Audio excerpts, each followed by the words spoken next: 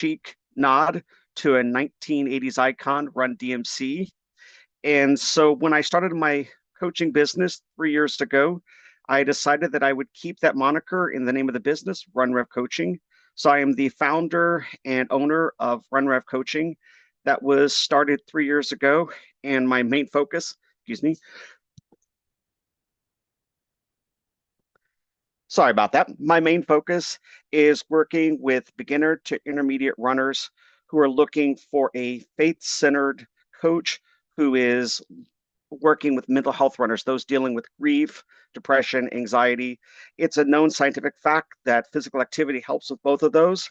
And so it helped me. And so I have decided to make that my focus. And so I work with adults who are looking to use physical activity as a way to deal with mental health and to do it in a faith-based environment.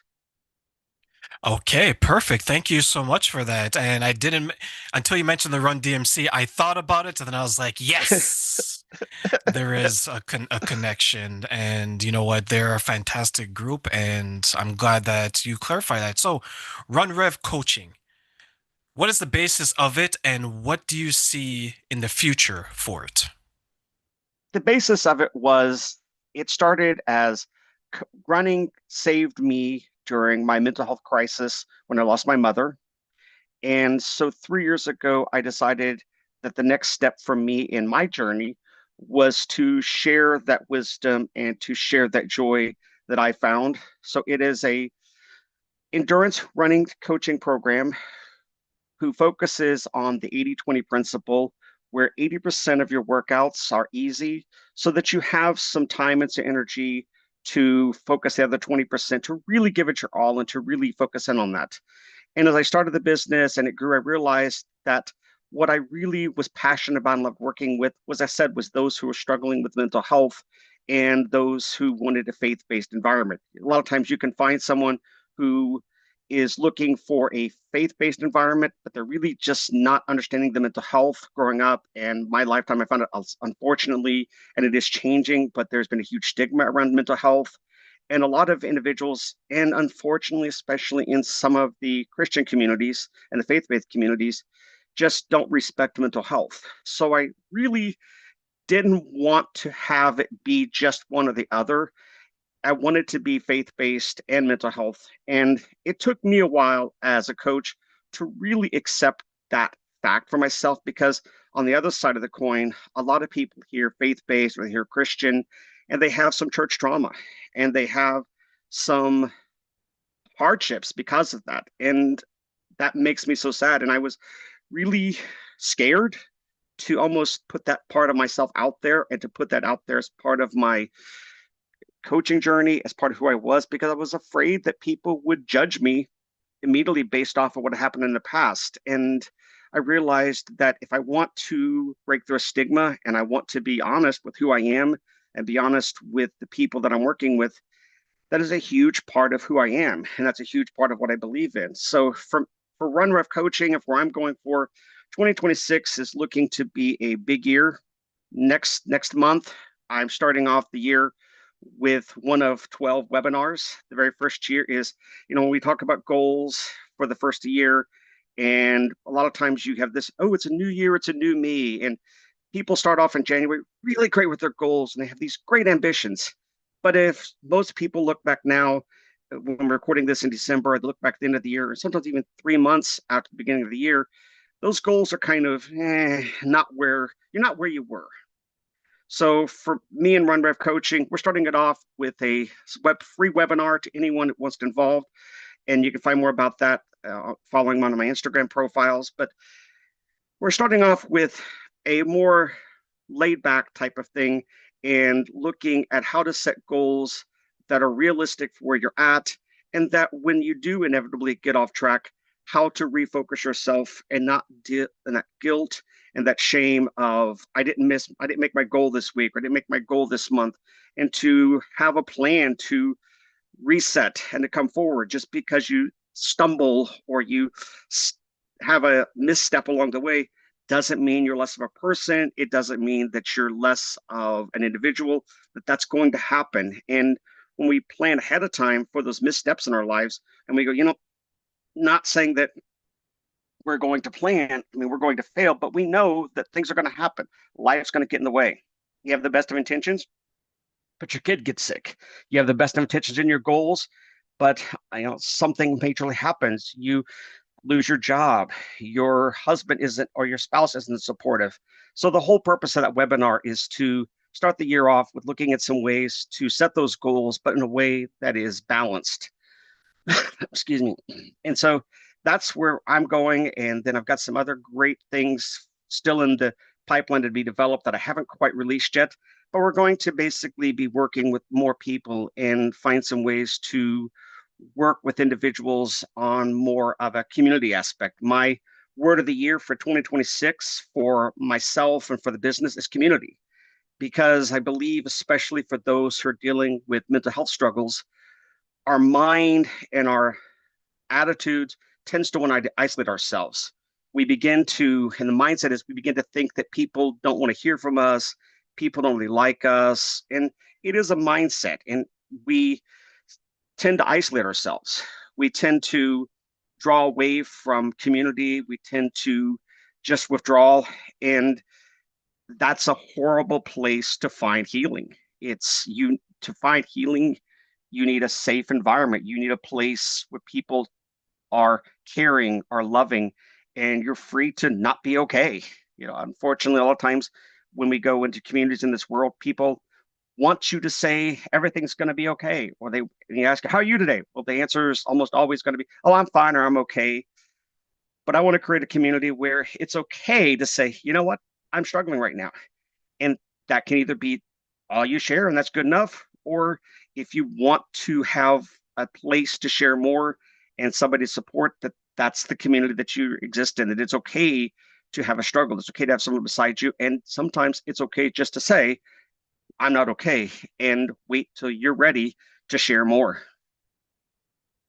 I'm glad you said it that way because I'm a big believer in peace begins in the way that you think, because that's the first step. Like, what do you think of yourself?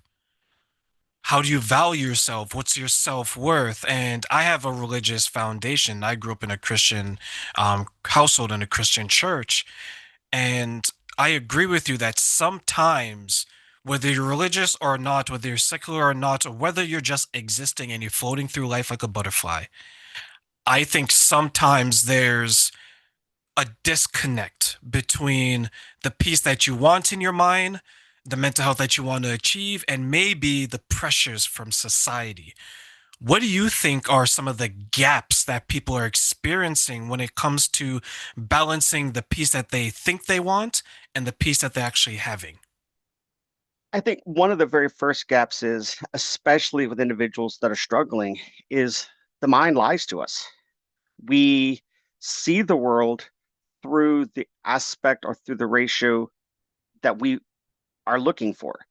One of the huge aspects of mindset is we find what we're looking for.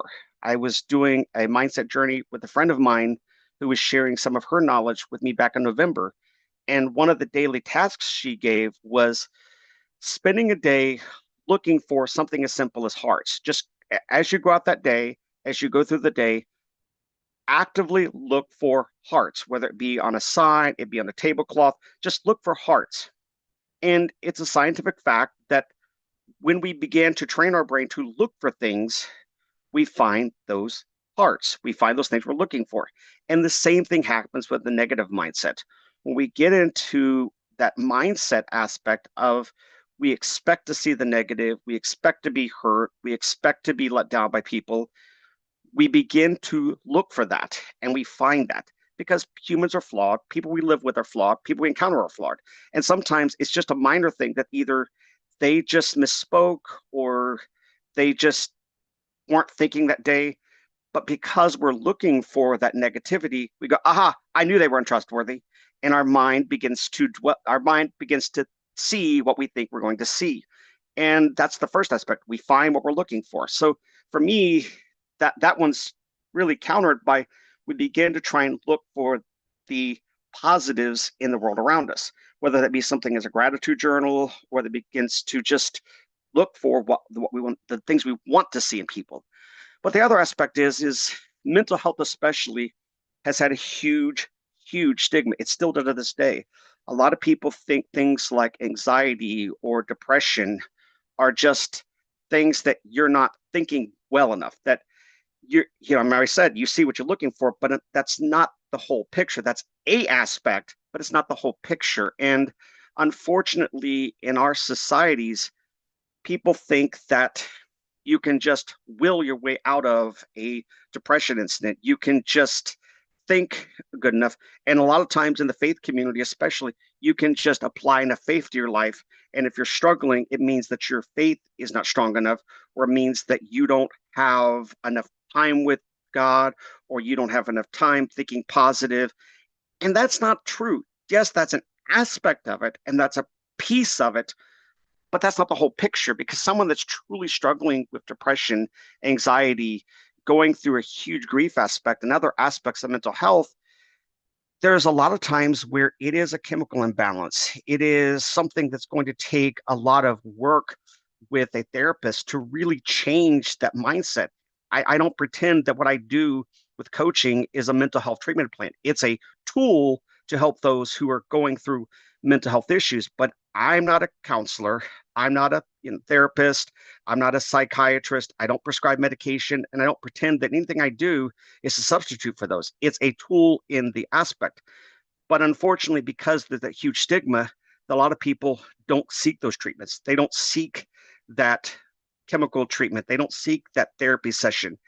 And also, our country here in America, we don't see mental health the same way that we see physical health. It's unfortunate, and it's something I'm passionate about changing. But for a lot of people, if someone was to have a cut, or they were to have the flu, or they were to have a broken arm, their friends, their families, their loved ones, the community around them would automatically go, hey, you need to go see a doctor. You need to go get some treatment.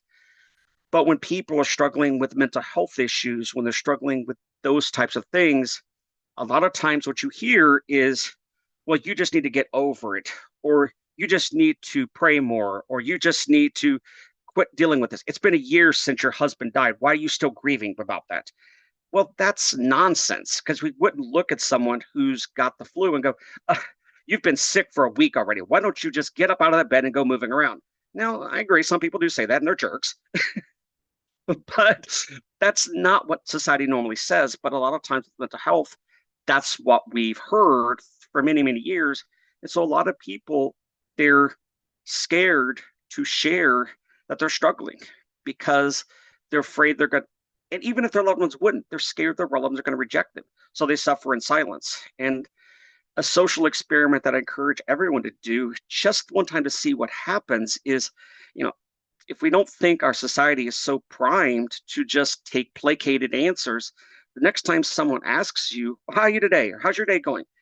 Give them something other than an answer of okay or fine, and watch how quickly so many people will either change the subject or just give you a deer in headlights look, because they're just so shocked that someone say anything other than that. Now, when you find those people in your life who go, really? Do you want to talk about it? Those are the people I tell you to surround yourself with. Those are your true friends.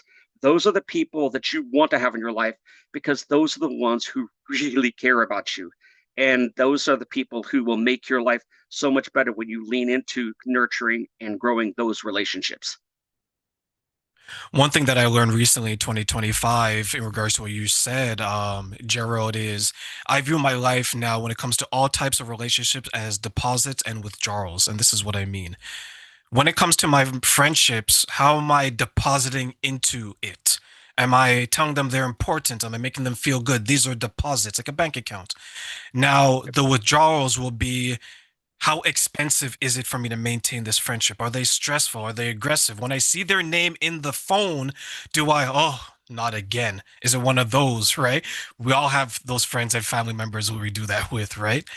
What I found then is I was able to identify who was costly, meaning that who's an expensive friend to have and is just draining my mental health, and who was I was benefiting from because there was a give and a take. Um, you mentioned something that was really important when some people share that, well, get over it. move on. There's only two times I've ever heard that, and they both made me chuckle. When it's your boss, get over your sickness, get back to work. I need you at 110%. You can't even gradually get up to 100%. Or if it's someone who's projecting what they would do, right? Oh, you broke up with your girlfriend or your boyfriend. The best way to get over someone is to get under someone. So those are the only times where I hear people say get over it, right? Because they're projecting what they would want of you, not necessarily themselves. But when it comes to the church, which you touched on that, and you mentioned prayer, you mentioned these other things, where I think, and I'll get your input, where I think sometimes where the disconnect is some people rather be prescriptive than maybe understanding. Say, here, take the good book, do this, instead of asking the question, what is it that you need? What do you think is the disconnect between religion and mental health then?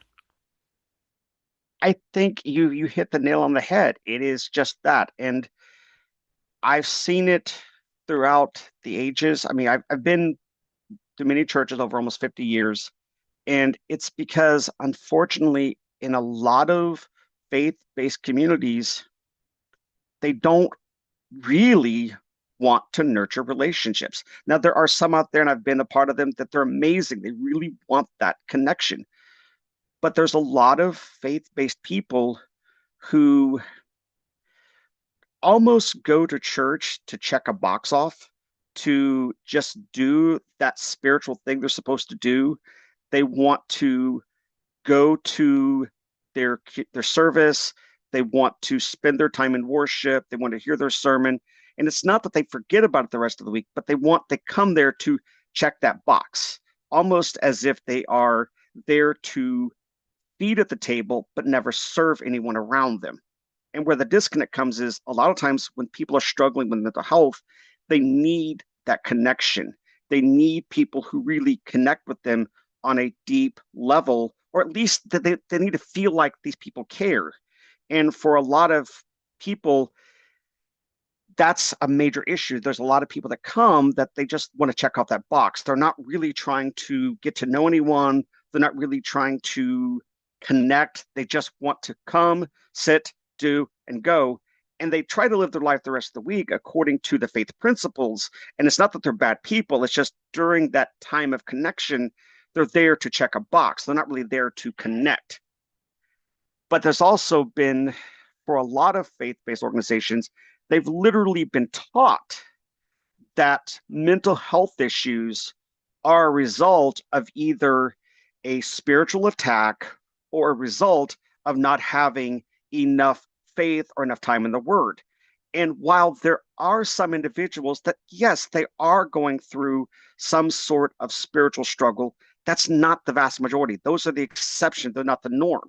The vast majority of people that are struggling with things like depression, anxiety, and grief, those type of mental health issues, there's something either physically going on with them as far as a chemical imbalance, or there's something that they've dealt with that they've had to experience in their life that's put them in a place where they can't see beyond where they're at. Their mindset or their thought process is so skewed because of what their parents have told them, what their significant others have told them. They've basically been in an environment where they've been told that they're worthless, they're they're bad, and so they've begun to self-absorb that mindset. And those individuals, they're not just going to get out of that by just a simple prayer or a simple time in the word. There needs someone who can guide them through that minefield of understanding that there's more to what they are than just what they've been told, and that the people who were supposed to protect them, care for them, and nurture them lie to them and hurt them. And that in of itself is hard to deal with because, especially a lot of times in faith communities, you have pastors and you have teachers who say, honor your father and your mother. Well, that's great, except for if your father, your mother was a narcissist and they've had bad boundaries and they've taught you that you're supposed to just be abused and that you're not supposed to stand up for yourself. And that's not something that you're just going to one quick prayer for the most part, get over. It's going to take some time. And a lot of faith-based organizations, they think that mental health doesn't exist, or they're teaching people that, that never got good boundaries, that they should just turn the other cheek. Well, that's true, but our life, our individuals as persons, we only function well when we understand what healthy boundaries are in the world around us. And if we don't have healthy boundaries, an organization is telling us that, oh, well, you should go around your mothers and your father just because they're your parents. But if they're abusing us mentally, or they're causing us harm, speaking to your bank example, if they're constantly withdrawing from our bank account to the point that we are thousands in the hole in the bank account, going back around them is not going to be any help. And then when the people who are supposed to be guiding us and nurturing us are telling us that we're bad people because we don't want to go around that, because we have decided that we want to be no contact, that creates a huge disconnect, because now you know that this isn't a healthy environment for you, but you feel guilty now for not going around them because your religious organization is telling you that you should be going around them. But then when you're going around them, you feel emotionally drained and you feel guilty because you're there, because you know it's an abusive relationship. And one of the things that really transformed me many, many years ago was a book by two great Christian authors by the name of Townsend and Cloud, who wrote a book called Boundaries. And they've got a subset now for boundary for parents, boundaries for teens, boundaries for spouses. But that book was so transformational, because as I read it and absorbed it, I realized that a lot of things that we think in life are what's supposed to happen are because we've left the front gate open on the fence, and we're allowing anyone and everyone into our lives, including those who are not healthy for us, and we've not established set very good boundaries. And to me, that's created a huge disconnect between faith-based organizations and mental health, because they're being told that if you take a healthy boundary and you establish that in your life, you're not a good enough Christian. But you know, if you don't establish that boundary, that you're getting hurt all the time. And so you're constantly being torn between going around someone or something that's hurting you, or being told that you're not a good enough faith-based organization because you're not letting that person come in to hurt you. In those examples you gave where it's a family member, specifically a parent, because many of us, for good, bad, or indifferent, we have our parents on what I like to call the throne, right? We can't take them off that pedestal. We can't take them off the throne, regardless of their abuse, because what some people say is that, well, that's your mother, that's your father. Even though if you were to meet someone outside of your household, they did half of the things that they did to you, you wouldn't even be around that person. So, what role do you think that guilt and shame plays when it comes to mental health and us not getting rid of those people, regardless of the relationship to us? I think it plays a huge role, because I think the example you're giving is, I think we can honor the respect that there are parents, but here's the thing, they're not acting like parents. That's the word I would tell someone. Yes, they're in the role of a parent, but they've not taken on the duty and the care of a parent. They're abusive. And it's okay to say that I'm not going to be around you until you treat me with the care and the love and the respect that your position res- requires. You can honor and respect the role. And that means you're not going to be abusive back to them. You're not going to intentionally talk bad about them. You're not going to gossip about them. You're not going to go out of your way to make their life any more difficult than it has to be. But you're also realizing that they're not functioning as a parent. It's the same thing I would tell a spouse that is in an abusive relationship. If your spouse is not cherishing and honoring you, it's not your role to submit to them. I'm going to go here. The church for all time has told especially women that they should submit to their husband. I adamantly preach that that only works when the husband is actively working in the same capacity and role that God placed on him. And that is when the husband is living his life to ensure that you have the best life possible. When you, and this can be reversed too for the spouse, but when the husband is living the life and the best, making sure that you have the best life possible, to make sure you're loved, you're cared, you're cherished, and that will do anything at all to nurture you and the relationship, that's easy to submit to because you absolutely know that no matter what, he's going to look out for you and he's going to look out for this marriage. But the moment he becomes self centered, the moment he becomes abusive, you can't submit to that because that's just asking for more hurt. And the church has so got that wrong for people because they're telling people to submit to an abusive relationship. That's not what the Bible preaches. It's a twofold. It only Submission is in relevance to someone who's living their life in a loving, caring mindset that they're going to do anything, including sacrifice their own life, to ensure that she is cared for, nurtured, protected, and that the relationship has the most amazing relationship whatsoever. In those terms, I think it's easy to submit, but that's the same thing. We're telling people that they have to go around people, they have to stay around people because of their position, but we're not telling those people that you have to function in the role you were given. It's kind of like at work. If your boss, yes, you have to submit to them, but if your boss is constantly putting in place things that's going to endanger you, it's going to harm you, you are not, I don't expect you, nor should you continue to be under their authority. You should be finding someone else to actively take care of them. Or if you have to, I tell, if someone's going to put your life at risk or your emotional health at risk, it's okay to step away. Just like we would tell someone, an employer, if your employer is constantly abusing you, it's okay to say, you know what, you can do what you need to do, but I'm not going to put up with this anymore. I'm going to respectfully walk away. And I don't know why we tell people the same thing with their loved ones, their parents, with their spouse. We'll tell them, well, you need to stay around them because they're your father, your mother. But we won't look at these same mothers and fathers and go, you need to act like a father or mother. You need to act with the care and the duty that that role provides and stop being abusive to your children. As a matter of fact, the Bible even teaches parents don't bring your kids to wrath.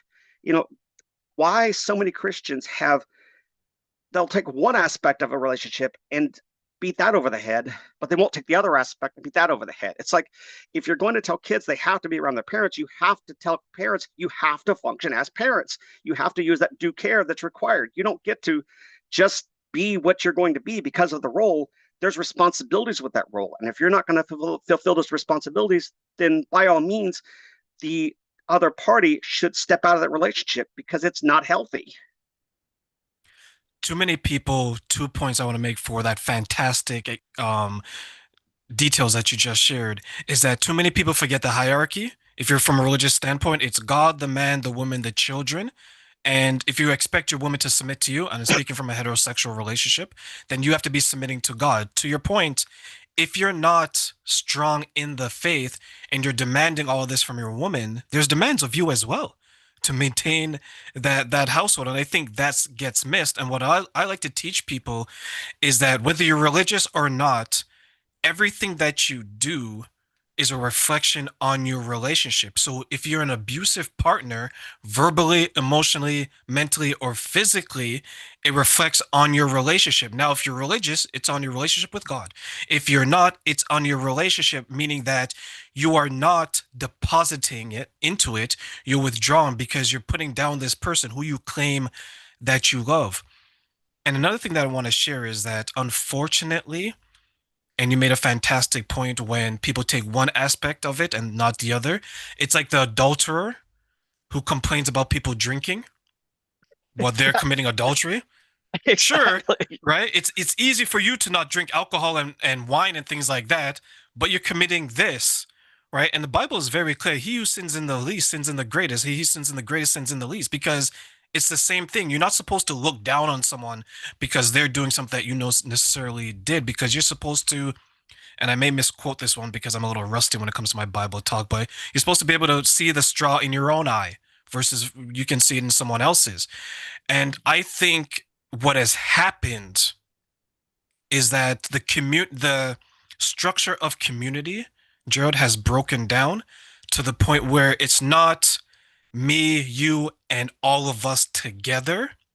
It's me, me, and me, right? Mm-hmm. The only time I'm concerned, I'm not speaking about me, guys. I'm not some heathen. The only time when many people are concerned about issues, if it directly impacts themselves. They could be Yeah, abusive, they could be manipulating, they could be gaslighting, but until someone responds to them, that's when they're like, oh, I didn't realize what I was doing. For those who are in a relationship now, and there's an imbalance, meaning that they're the ones who are always maybe suffering from a mental health perspective. What advice in general do you have for them, Gerald? the very first thing I'll tell anyone is learn your worth and learn how to establish your boundaries in a healthy way. A lot of times when people hear the phrase set your boundaries, they think of being almost abusive themselves, like being aggressive and being hateful and being mean. And that's not what boundary setting is. Boundary setting can be very simple, very, very simply and very calmly saying, I am not going to tolerate that type of behavior anymore. If you continue to do this, this is what I'm going to do. Matter of factly, as calmly as I'm saying it now, and that's hard. And really, if someone is being in that much of an abusive relationship, the very first thing to tell them is if you're that struggling, you're going to need to find a trusting person who's knowledgeable and who is trained in this type of situation to guide you through it because setting boundaries is difficult. Setting boundaries, especially if you're in an abusive relationship, the other person is going to try and guilt you. They're going to try and do things that may tell you that you're wrong. And honestly, sometimes it can even be dangerous to set a boundary. So having that person there to guide you is very important because you need that resource. But the other thing is, if very start off with, I do mention that book Boundaries. I believe in that book so heartedly. It's a Christian-based perspective, but I think it applies to anyone, even if you're not faith-based. It helps you understand and reset what boundaries look like. We see boundaries as a bad thing when it comes to relationships, when it comes to mental health. But yet, so many of us in our lives, we set boundaries up every day. We just don't think of it that way. How many of us close our front door and lock it when we come in at night because there's a boundary to the outside world? We don't want to let just anyone into our house. So we set up that door, but no one sees closing the door and locking it as a negative thing. But yet, when we set up boundaries in our lives, all of a sudden we're being mean, we're being hateful, we're not being loving towards these individuals. No, not loving is not respecting that boundary. So, reading those types of books, learning what healthy boundaries look like, and having that support person around you is the very first step. Why do you think so many people are hesitant to create and maintain boundaries? Because when you've never been taught what boundaries look like, when you've never been shown that boundaries are okay, you believe that not you believe that setting up boundaries is harmful. We've been For a lot of people, they've been taught from childhood on that having a boundary is bad, that we're supposed to just love people however they are. I've heard someone one time saying that as Christians, we're supposed to forgive and forget. No, forgiveness and forgetting are not a true Christian principle. We are to forgive, but forgiveness means we don't hold you responsible for the debt. It's like if someone owes you $400, forgiving means I'm not going to expect you to ever pay me that $400 back. Emotional forgiveness is the same way. I'm not expecting you to ever say, I'm sorry. I'm not going to expect you ever more to change your behavior. But where people have been taught things like forget is well, I'm supposed to just automatically go ahead and let them come back in my life. Well, that same person who borrowed $400, if they come to you next week and go, hey, can I borrow 20 bucks? You're not going to give them the 20 bucks because you know you're never going to get that back again unless you're willing to just give them 20 bucks. You're not going to give them 20 bucks because they've already proven that they're not worthy of giving back the 400. You've forgiven that debt. You don't expect it back, but you're not going to let them back in to give the same more money to them. And it's emotionally the same thing. We've been taught that, oh, you're supposed to forgive and forget. No, you can forgive them, but you don't forget the fact that they were hateful, they were mean. And I think that's the same principle with boundaries. We've been taught things about boundaries that are not true. And then over the years, because we've been taught it by people that we trust, people that we see as being knowledgeable, we've internalized that boundaries are not good. And we've internalized that this is not what I'm supposed to be doing. And if I set a boundary for myself, that I'm a bad person. And a lot of people, they've come to accept that. They've come to believe that.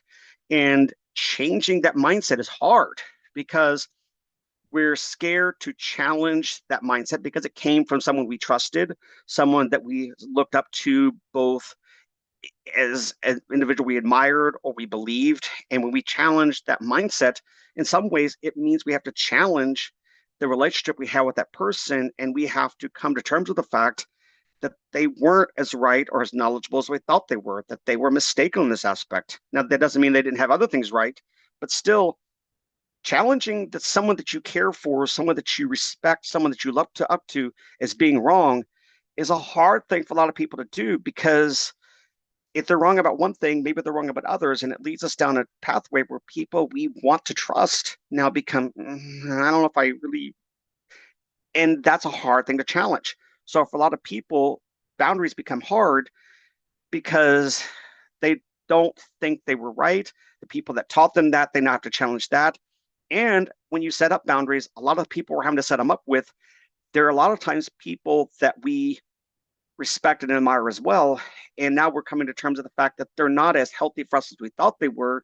And they're going to look at us and go, well, you're just being childish because you don't want to do this anymore. Or you're just being, why are you being so mean to me all of a sudden? And why are you treating me like this? And then because we didn't have boundaries, we don't have self-esteem, we have self-esteem issues. We don't believe that we're as knowledgeable as we should be. That causes more self-doubt, and that self-doubt makes it harder for us to set boundaries. And I think that's the real issue. It's kind of like a negative spiral. We don't have good boundaries because we weren't taught good boundaries. Then we set them up. We begin people that we respect and we want our lives begin to challenge those. And then also too, because we were never taught as individuals how to set healthy boundaries. A lot of times when we start setting them up, we mess it up too. To be honest, we do mess things up. Instead of being matter of factly and just being setting the boundary, we begin to channel out some of the hatred and some of the pain and the hurt that we've had through years.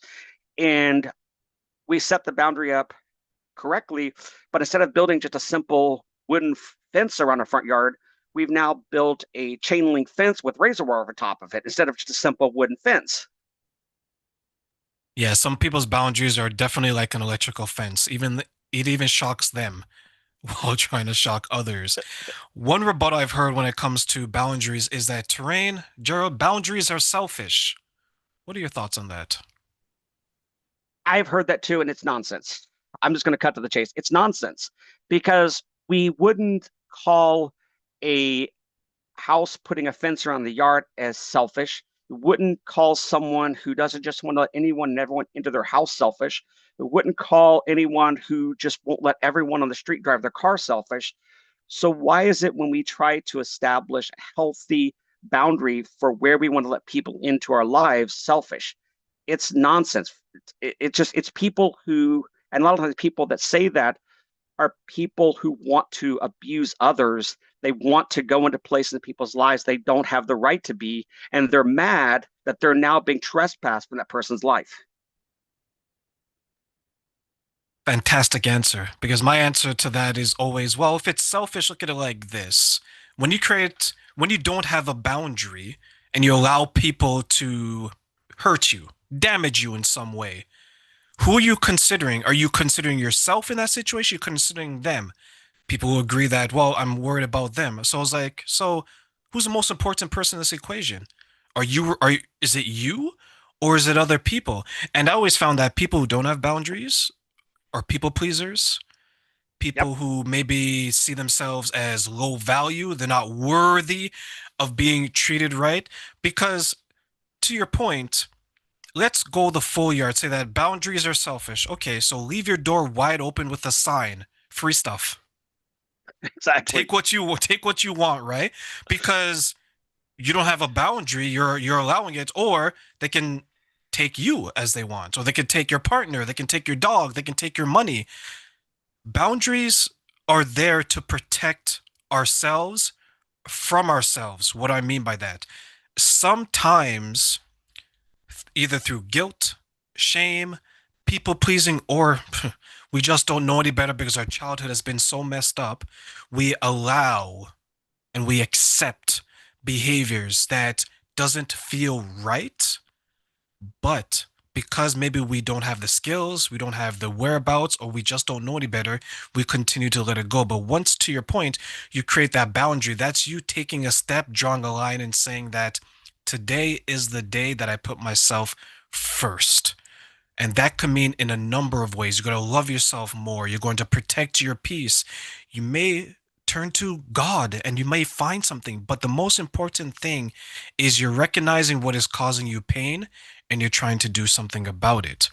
Jared, for those that you helped, whether they're in the church, through faith, or something else, what do you think are some of the commonalities that you identify with them when it comes to their mental health and the red flags that are in their life? It's honestly most people that are really struggling with mental health, they were never taught what healthy looks like. To your example, they say they have the self-worth. They don't because they've never been taught what self-worth looks like. I was very lucky and blessed that I had two great parents that taught me what self-worth looks like, even though I was struggling through mental health issues. But it still was hard for me to admit to people that I was suffering from depression, that I was suffering from these anxiety, that as a faith-based person, that I had these issues. And I hid what I was going through for many, many years because of it. And I think there's a lot of people out there who they're struggling daily with mental health issues. And maybe they don't even call it that. Maybe they just don't know that that's what it is. But usually the commonality is their self-worth is still diminished. It may be better than some, or it may be better than it was, but their self-worth is diminished.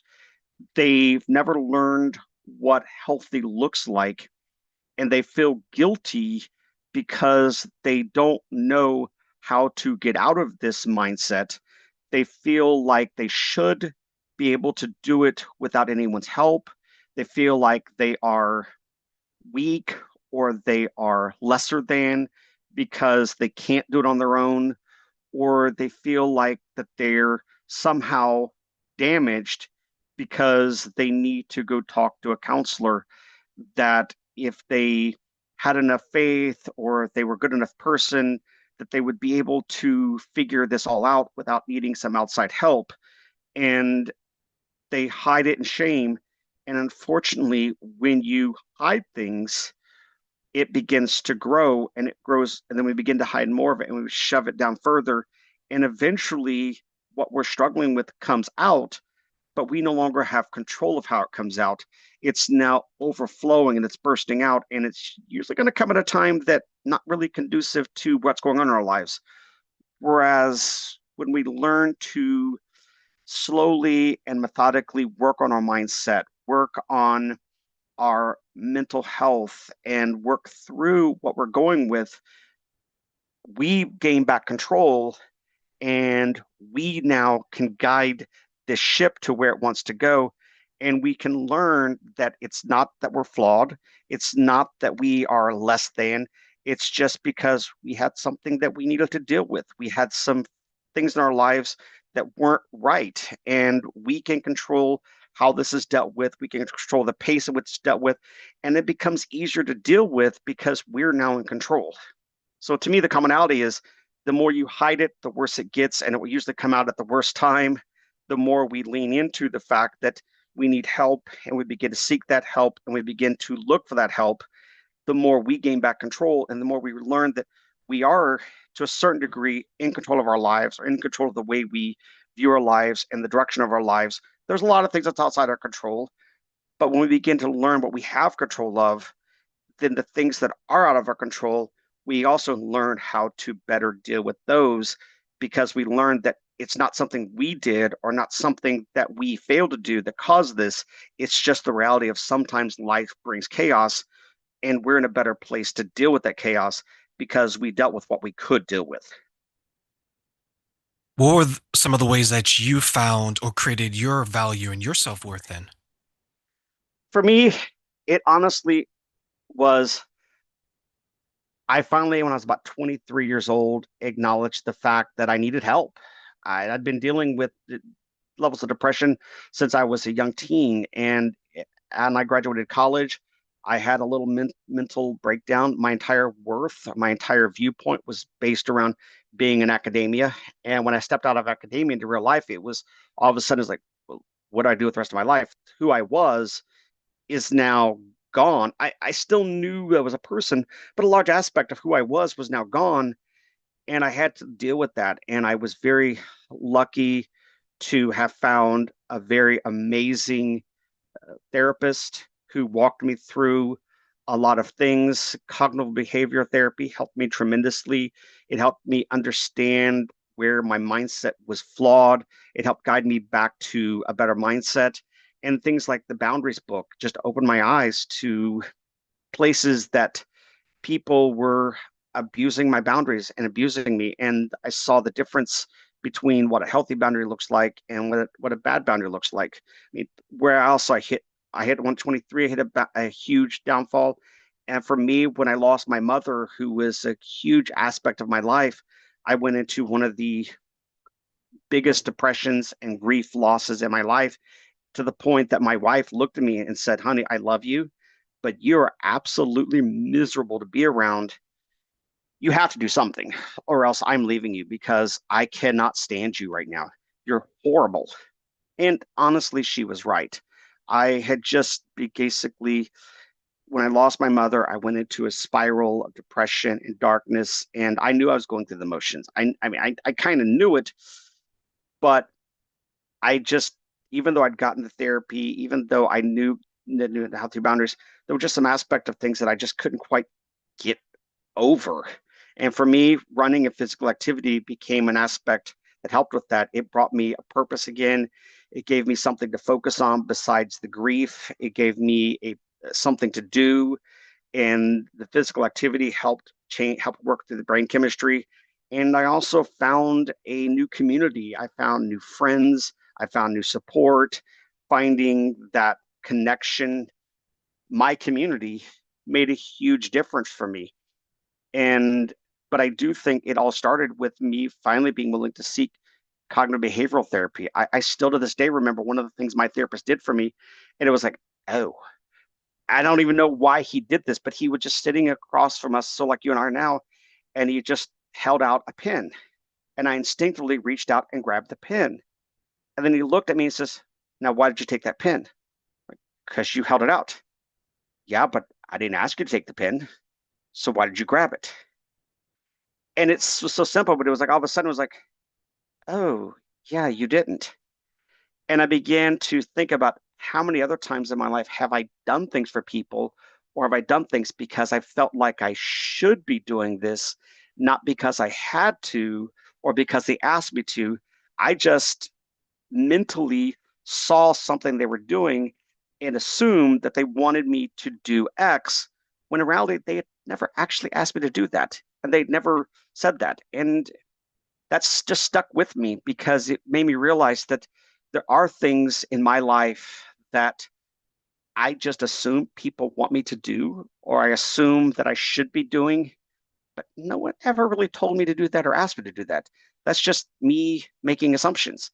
And so it caused me to step back and look at relationships, look at interaction, and go, what exactly am I doing because I'm choosing to, or what am I doing because they've asked me to? And it can be applied to a lot of things in your life. You know, when you look and go, what am I doing because I think I have to do this? When in reality, I'm not required to do this. There's no real reason why I have to do this. I'm just assuming based on my programming and based on what I'm seeing that I should be doing this. When in reality, maybe I shouldn't because it's not healthy for me to be doing that.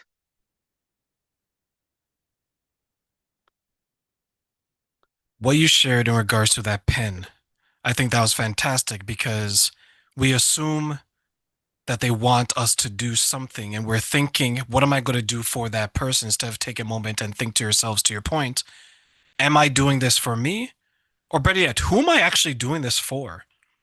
right? My mental health journey. Am I doing it for me or am I doing it because I want to be a better husband? Am I doing it for me or am I doing it to be a better father? Am I doing it for me or am I doing it so society can view me differently? The father and the husband I can understand because ultimately that is a part of your family crest. You're doing it for you and your family. Whereas when we get stuck into doing things for other people, that's where it becomes less and less fulfilling over time, unless it's a charitable act, like right, like you're saving the animals. I can understand that that may bring you a piece of joy. Do you see some people confusing what they want versus what people want of them? Absolutely. I think it happens far too often than we think about. As a matter of fact, I think a lot of times we, as a society, do it more and more to people. Talking about you're helping the animals, we see something that's good, and it's not that we should be doing that, but if you're giving, for example, just giving money to a charity that's helping the animals, or you're volunteering at the local animal shelter to help the animals, but at the same time, you're not spending time with your spouse, you're not spending time with your kids, you're not spending time with that friend that's supporting you. You're doing a good thing, but you're doing it at the cost of greater things. And we as a society, we constantly confuse doing good things with doing things that are good for us. And we feel bad because we're saying no to things. But the reality is, everything we say yes to, everything in our life we say yes to, there is something, if not more things in our lives that we're saying no to because we make the best use of our time, but we only have 24 hours in a day. And every hour we spend doing one thing is an hour we can't be doing something else. And it's okay to say no because we should be focusing in our lives on doing things that are good for us. That could be building relationships, that could be building faith, that could be building whatever. But it's okay to also not be doing things that are good because it's not good for us. I shared with someone that everything that you do outside of what benefits you directly, there's always a cost. Yeah, And you connected it well, right? Like you're doing all these things, but how much of that, how much are you doing for your family, for yourself, right? Like if you break it down, there's 24 hours in a day. You work eight, that's 16. You go to sleep another eight, that's another eight, right? So you have 8 hours to do what? Some people will say that, well, I can do whatever it is I want. Okay, fair enough, but you've given 8 hours to a job that probably keeps the light on. You get 8 hours to your sleep, so that's a 1-to-1 ratio. How many of us would take that remaining 8 hours and give six to other people and two to ourselves? Is that balanced? Some people may think it is, but not over time. It should go the other way, right? Out of that 8 hours, give it to your wife, give it to your husband, give it to your children, give it to yourself. And then what's left over, you give to other people versus some people, to your point, Gerald, we give to everyone else, and what's left over, sometimes nothing, we give to ourselves, and we wonder why we have the mental health issues. We wonder why we have the burnout at 50. We yep, wonder why we're spending 12, 14 hours at work and we're giving our family 1 hour. The only time that we speak to them is, hey, honey, can you pass the dinner rolls? exactly. Right? So when it comes to establishing boundaries, I know we talked on that, but what about the boundaries that not only protect ourselves, but let's take it a step further. What about creating a boundary that protects our household? How can we do Absolutely. that? Honestly, it was know what's important to you. If your values say that your husband is your number one person in your life and your kids are number two and your family's number three, then look how you're spending your time and look at is what you're allowing into your life, is that supporting those level of boundaries. Looking at your 8 hours left, if you're saying that your husband is your number one person in your life and you're spending 8 hours a day, of those 8 hours, you're spending six of those taking care of the dogs at the animal shelter, giving an hour to your husband, seems to me like the animals are the number one priority and your husband somewhere's down around three or four. So we want to look at, we set the boundary, we want to look at what are we allowing into our lives and is that supporting what we say our values are? And it's okay to be honest with your values and look at yourself and go, this is what I say my values are, but is this really with what I'm looking at? Is this my time? Am I putting my time into what I value? And if you really do want to give 6 hours to the animal shelter and an hour to your husband, that's perfectly fine if that's what you want to do, but be honest that your husband isn't, or your spouse isn't your number one priority anymore. They're down to three or four. And if you're okay with that, then what you're aligning with your life is in alignment with your values, and that's okay. Your boundaries are there to allow you to decide what or who gets access to you and to your family. And look around and be honest with yourself. If you say your husband, your spouse is your number one priority, then are the things and the people you're allowing to interact with you and your life, are they supporting that your spouse is your number one priority, or are they supporting something else? Boundaries are set so that you control who has access to you, who has access to your family, who has access to your kids. Your boundaries put you in control of who can come in or out. That's why fences have gates. You decide who you open the gate to. With our mental health boundaries, we have to decide who we're going to allow into our inner sanctum. You could allow someone into the gate in your front yard, but you're not going to let them into your house. Same with the mental health. You can allow people to have aspects of your life, but they're not going to get into the deepest, darkest secrets of yourself. That's okay, because just like you're going to allow the local salesman who's out there trying to sell a vacuum cleaner, you may allow him on your porch, but you won't may not necessarily allow him into your house. Mental health boundaries are the same way. We have different levels that we determine who has access to different things based on how trustworthy they are. And it's okay to look at someone and say, I don't think you're trustworthy enough to be around my husband or to be around my spouse. It's okay if you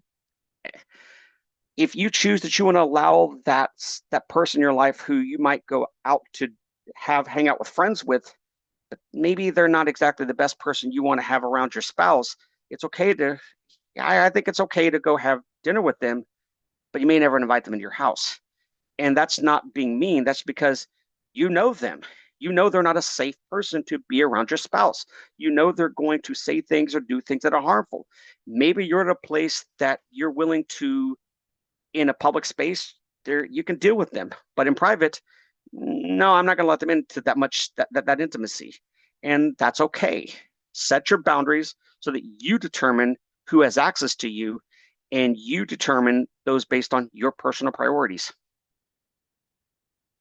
And Gerald, one final question before I let you go today. I want to give you three wishes, and you can wish for anything that you want people to know about this question since you just made a fantastic point.